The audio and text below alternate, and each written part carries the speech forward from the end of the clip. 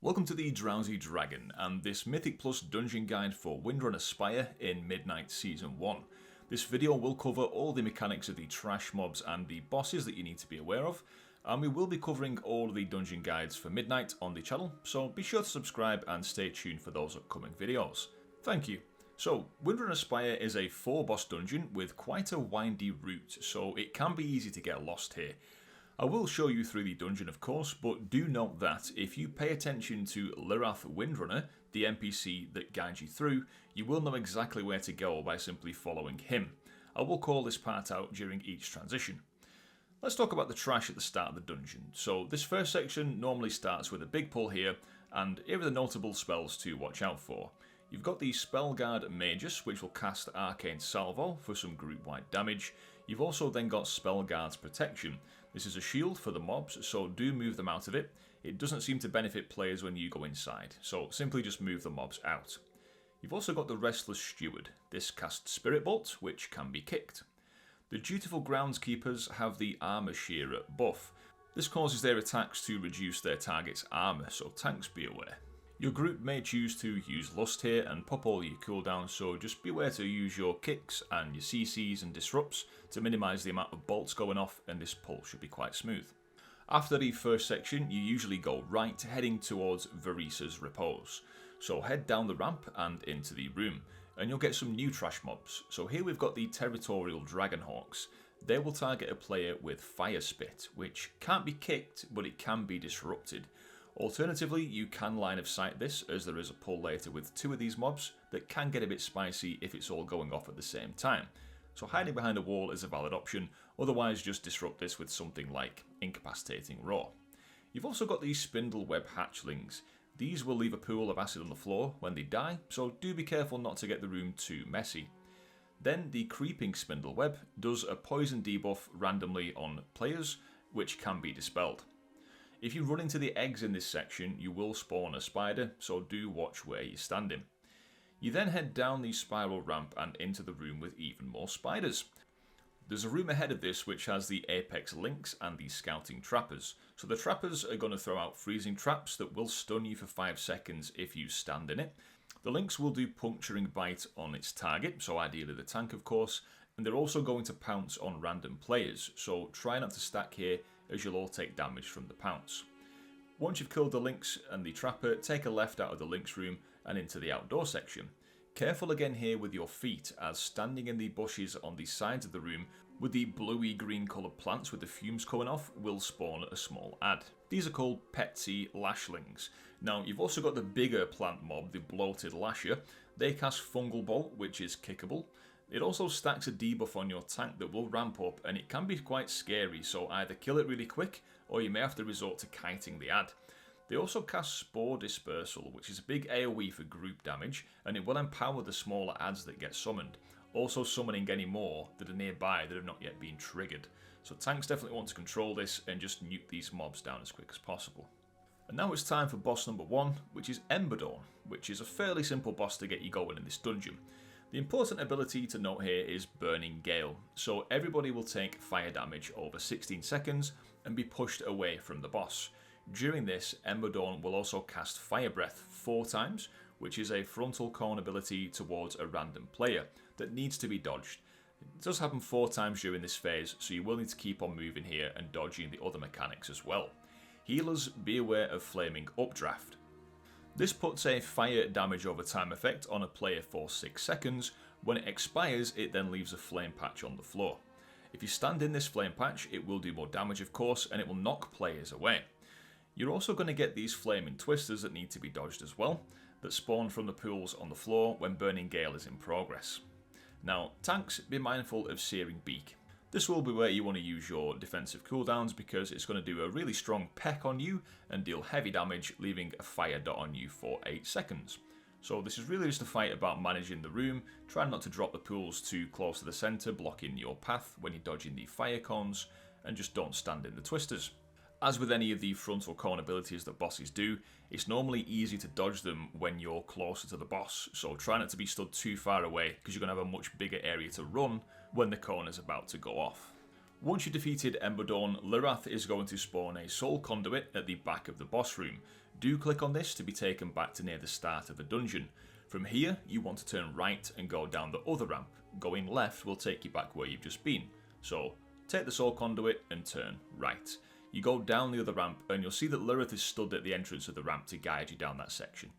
Now, we do get some of the same trash mobs from before in this next section, but there are some new mobs to be aware of ahead of this. You've got some undead type mobs, so you have fervent apothecaries. These will throw out potions that break on the floor and leave a nature damage pool to avoid. You've also got the ardent cutthroats, the rogue type mobs, which can be quite deadly. These will shadow step to a random target, hit them, and then go back to the tank. They also cast poison blades, which are pretty deadly, so you do need to kick this or poison dispel if it does go off if you've got a poison dispel available. The Windrunner soldiers use precise cutter, which is going to reduce healing taken. So ideally, these are going to be on the tank, but tanks just be mindful of that. Devoted Woebringers will cast shadow bolts, which can be kicked, as well as pulsing shriek. So when they start this ability, they will gain a absorb shield and channel some group AoE. Once the shield is taken down, you just then need to kick the ability. Continue through this corridor and then head down the ramp, and you'll now find yourself in Sylvanus' quarters. Once down here, you'll see the Flesh Behemoth mob. Now, this will do Brutal Chop, which is a big tank hit. It's quite scary, so the more the fight goes on, the more this is going to be an issue. It also casts Fetid Spew. Now, this is going to leave puddles on the floor. It targets random players with a green circle that pulses AoE damage, so be careful not to overlap with each other when this is going off. Keep heading through this section and turn right onto the outdoor balcony part here, and you'll find our second boss, the Derelict duo, Callus and Latch. The first thing to know about this boss is that they do not share HP, so they do need to be killed about the same time, otherwise the remaining boss will get the buff Broken Bond, which increases their damage done by 50% every 5 seconds, so they do need to die at basically the same time. The most dangerous ability here is Debilitating Shriek. So Callus, the Banshee, will do AoE damage to the group and leave a debuff that increases the damage taken from this ability by 30% for 3 seconds. This needs to be interrupted as soon as possible, using the other boss's ability, Latch. So Latch has this familiar grip mechanic that we saw from the Necrotic Wake in Shadowlands on the Surgeon Stitchflesh boss. So a player will get targeted by Heaving Yank, you will get marked, so it'll be quite clear when it's on you. You need to make sure you position this so that it goes through Callus and interrupts Debilitating Shriek. If it doesn't go through Callus and it hits you or any other player, Latch will also then start casting Heaving Chop on you, doing big damage and stunning you for 6 seconds. And you'll also then need to wait for the next Heaving Latch in order to try and interrupt Callus again. So this is very deadly if we don't get this grip mechanic right. Latch will periodically make the boss room quite messy with splattering spew, leaving gunk splatters on the floor that deal damage and grow over time. So do try not to be too spread out with this, or the room can fill up pretty quickly. You can use the majority of this room here, so do try to stack near the edges and keep moving backwards accordingly. The tank alert here is Bone Hack, where Latch will do a heavy series of hits on the tank, so this is what you want your defensives for. One last thing to deal with are the dark entities. So Callus will curse players to be fixated by a dark entity that will follow you for 12 seconds. They can't be killed, so just do your best to avoid them, or even better, you can dispel the curse, which will remove the mob entirely. After the boss is dead, Lirath will once again spawn and open up a soul conduit where the bosses were first stood. So click on this again, and now a new path opens that was sealed before, another balcony. So you want to head through here. Take note of the new spawn point as well, so if you die, this is the same route you will need to take. We have some new trash mobs to contend with on this section too. You've got the Phalanx Breakers on the Hawk Striders. These will cast an ability called Break Ranks. They'll charge in a big line straight forward, so try and dodge this or you will get knocked back and take some damage. If you stick by a nearby wall, you can bait this into the wall so that he doesn't go too far, allowing you to continue cleaving DPS onto him. Be mindful of interrupting Screech, as this will kick your casts and it does group AoE damage. Swift Shot Archers are going to cast Arrow Rain, which simply just needs to be dodged. And continue heading down the ramp after these mobs and we start seeing some Horde mobs this time, some Orcish ones. So you've got the Lingering Marauder. These will do Gore World, so just simply get out of this melee AoE ability. And they've also got the Loyal Wargs, which attacks from them can cause a bleed damage which also absorbs healing. So again, tanks, beware. You've got the Haunting Grunts, which aren't too dangerous, but the Spectral Axe Throwers, they're just going to throw axes from afar, but they do inflict a bleed dot on the target for 6 seconds when you get hit by an axe. So these can be quite a pain to deal with, but ideally grip them in if you've got a grip available, or you can use some knockbacks or other CCs to control these guys. The most dangerous mob in this section are the Phantasmal Mystics, the big ogres. Now these will cast Chain Lightning, which will do group damage, but this is interruptible. They're also going to cast Flame Nova, which is a big group AoE hit that cannot be kicked. They also cast Ephemeral Bloodlust on any of their nearby allies, so it's quite a deadly mob, this one. It's not a good idea to pull these in a massive group unless you've got all your cooldowns available, but do remember that you can purge this Bloodlust from them or dispel it. So heading into the next boss, number 3, Commander Kroluk. During this fight, Kroluk will cast Rallying Bellow, summoning some of the adds that we've just been dealing with.